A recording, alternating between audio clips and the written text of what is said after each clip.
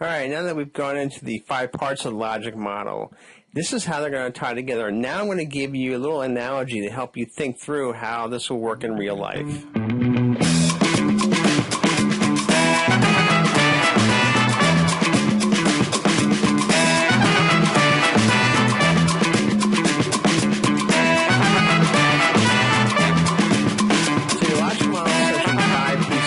Together to tie in all the way from your inputs all the way to your outcomes, the resources you need, and all the way to what you're trying to accomplish at the end of this.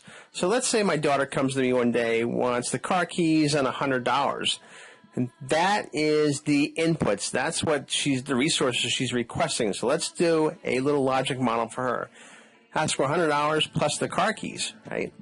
My first question to her is going to be, wow, what are you going to do with that? That's an awful lot of money to ask.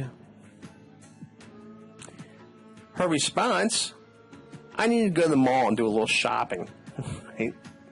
As a teenager might. But then that raises a whole bunch of questions. So, her inputs are $100 in the car keys. What she's going to do with that is go to the mall.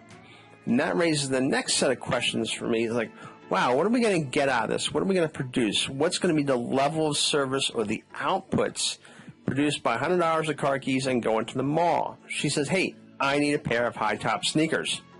Well, okay, that is the outputs.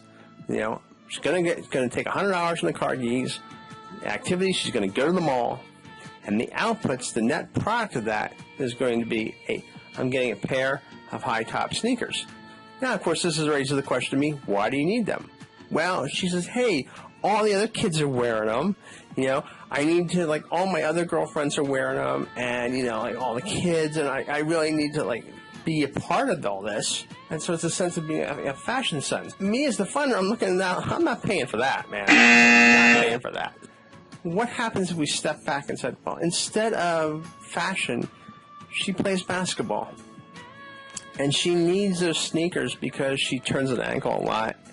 So she needs top quality sneakers. Well, now all of a sudden the outcomes are different, aren't they?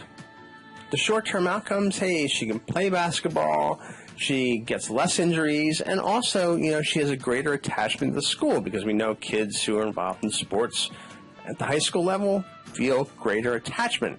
Actually look forward to going to school more often than those who don't. What does this lead us to? Long-term outcomes.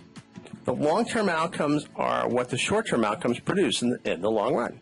Healthier kids, academic success, right? If she has increased attachment to school, she'll work harder, she'll get the classes more often, more success. And that is essentially how you tie in your inputs all the way to your long-term outcomes. And as a funder, hey, I'll invest $100. I will buy those outcomes. And that's essentially what funders do, whether they're donors or foundations or corporations. The money they give to you because they're buying a certain set of outcomes. That's a simple way of how to look at logic models.